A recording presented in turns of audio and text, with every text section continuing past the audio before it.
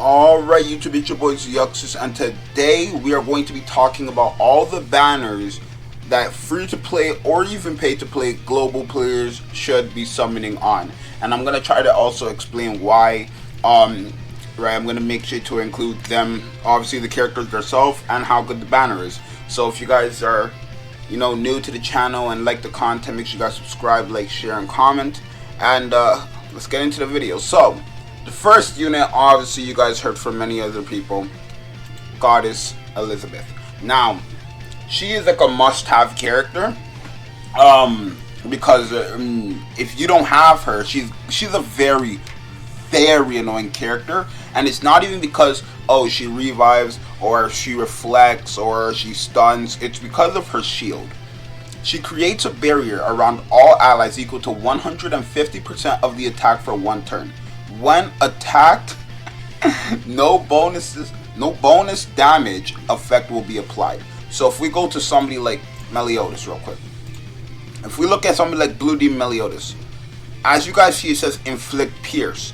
Basically, if this shield is up, that pierce won't do nothing. So this Meliodas will be hitting like Green Griamore when it comes to AoEs, right? It won't be doing nothing. So Goddess Liz right there, obviously it's just dumb. And of course Rupture will work because the shield is a buff. So there's also a unit in here that actually has an AoE Rupture. We're going to talk about him in a few minutes, or in a few moments, I guess.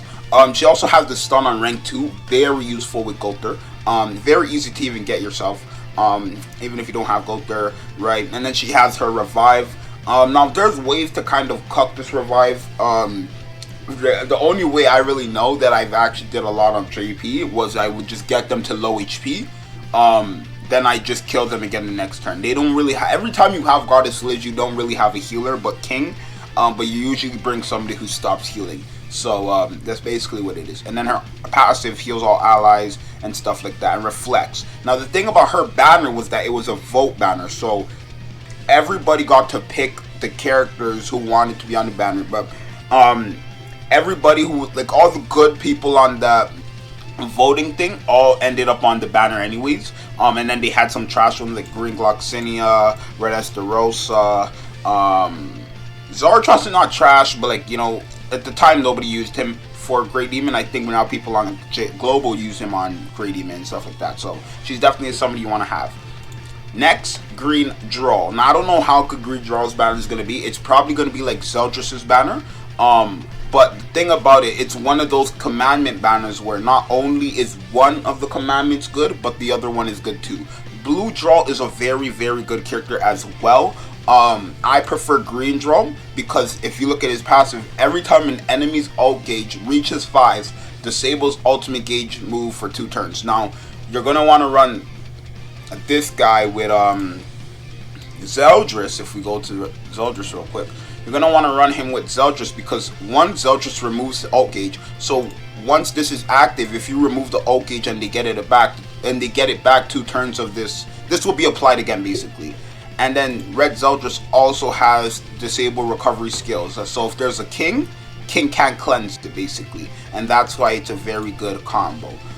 So right, he also has the detonate, right, and then his disables buffs and debuff skills, right, and then his charge ultimate, then his commandment, which applies a buff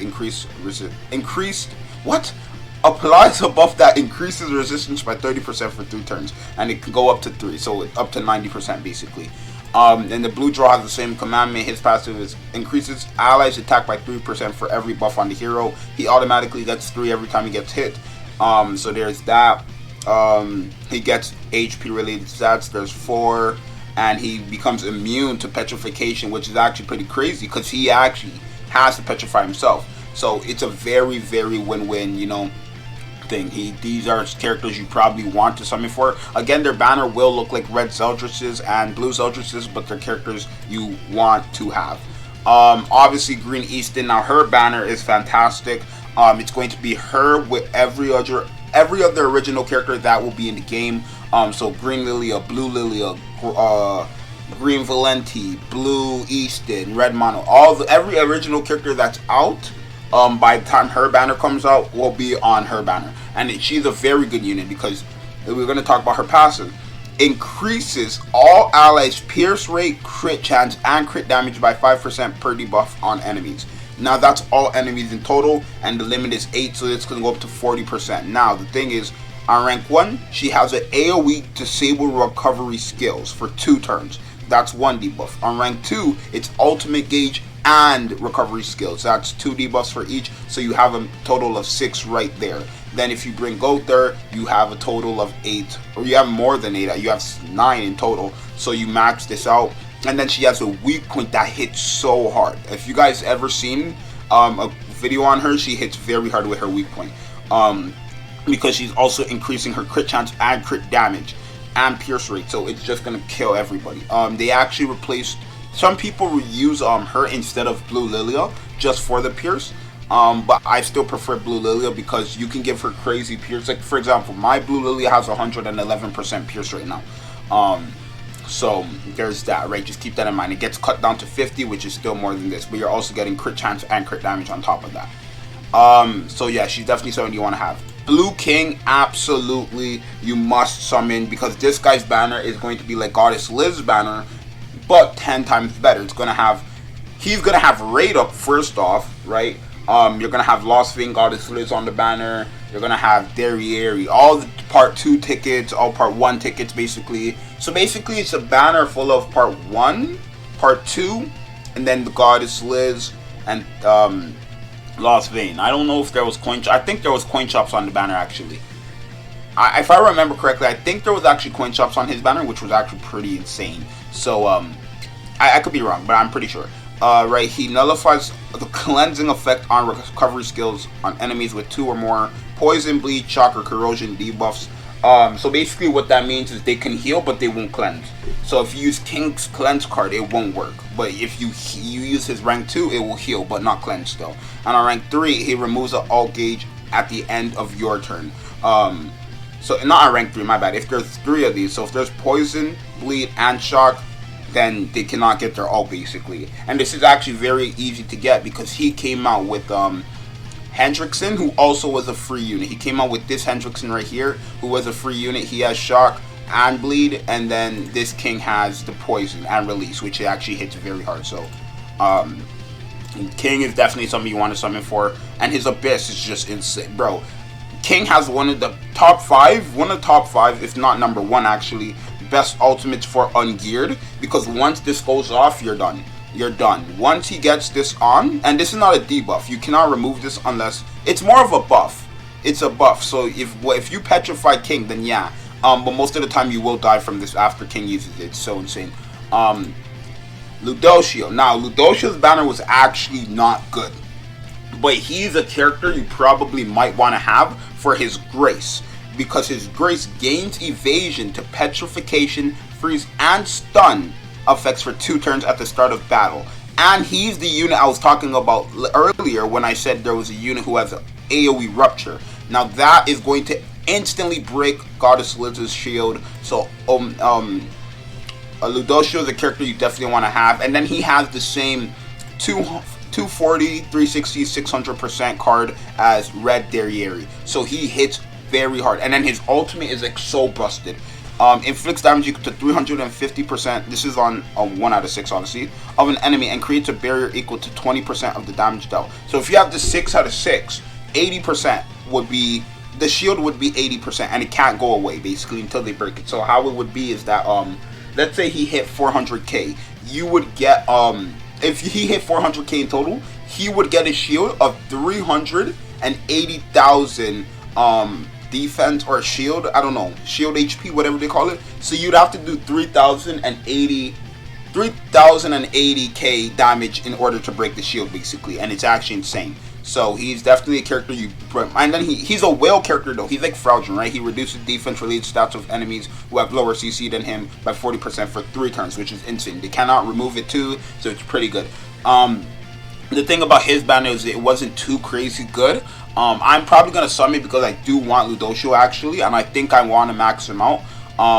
At least in the future. I'm not gonna spend a lot of money to max him out on the spot, but I definitely do want to max him out. 6/6, all cosmetics and everything like that, because he's a very good unit. Now we're gonna go on to the next unit, which is Omega Rugal and Kyo, and Mai and Athena, obviously. But these are the two characters you're gonna want the most. Now, this guy is these two are meta changing. Omega Rugal brought Pierce back, because he has the same Pierce card as Meliodas and has higher attack and Pierce, I'm pretty sure, than Demon Meliodas. So he just hits higher than Meliodas in general. And then his passive is when the hero survives with HP below 50%, removes all debuffs and fully heals and increases all his stats by 15%. Now, why is this nasty? He gets 30% lifesteal. He gets, oh, it's so dumb too. And it's crazy because how it works is as soon as he hits 50%, it activates. So if the Lost Vein attacks him first turn and he gets lower than 50%, you don't have to wait till the turn ends for this to activate. It activates right away. The second he hits 50%, it activates basically. So there's that. And then he has his attack related stats decrease card, which is actually pretty good. It doesn't hit too hard, but it's useful. And then Kyo's passive. Oh man! At the start of turn, he applies 2 ignite effects for 3 turns on all enemies, and for each ignite effect on the enemy, reduces the damage dealt to allies by 5%. So at the start of turn, that's going to be 30%.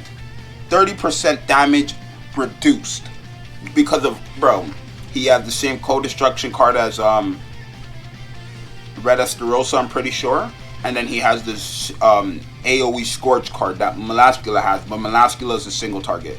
Then his ultimate also applies Ignite. So his banner is actually pretty good.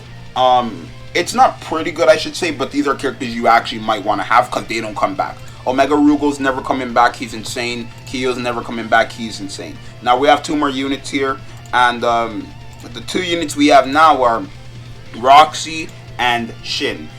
These characters are probably characters you want to summon for the sole purpose of 1, their banner is going to have Green Easton on it, and 2, it's going to actually have oh no, I'm thinking of Gulter's banner, who is not here, but I'll make a separate video on if you should. It's gonna be Red Gulter versus Green Gulter. I'll have a separate video on that. But Roxy hits insanely hard, bro. Roxy is probably a character you definitely want to have. I wouldn't say she's meta changing, but she does kill. She hits hard. Her AoE explodes on you basically. It's the same as Lost Vein Meliodas is, but it just hits harder. I'm sorry, but it's the truth. But it hits too hard.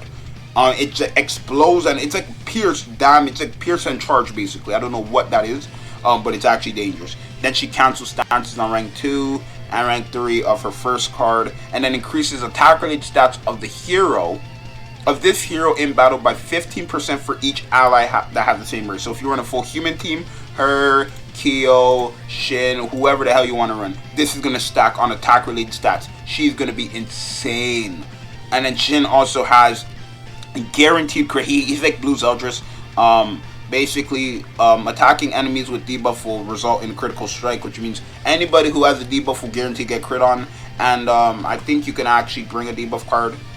Or does he have a debuff card? He does, but it's on rank 2. It's the same as Red Gloxinia, who I didn't mention in here because I have a separate video on that. But basically, it only allows the use of rank 1 skills. So it cuts Lost Vein because he guaranteed crits if this debuff goes off. And then, you know, that's basically what it is. So yeah, these are all the characters I think you should be not saving for, but summoning for if you're considering to summon on them. You don't have to summon on every single one of these banners, but if I had to say which banners you must summon on, Goddess Ellie's for sure, Easton's for sure, Blue King's for sure. If you have Red Zeldris built and everything, I would say Green Drole is 2 for sure, and then Omega Rugal and Kyo for sure. Roxy and them, I kind of recommend it, but it's not 1000%. You don't need to summon for them, but you probably want to have them. So yeah, I'm Yuxus. Hopefully this video was helpful in some kind of way. Let me know what banners you guys are going to summon for. If you are going to summon on any of these banners, and I'll see you guys in the next one. I'm out later. Peace.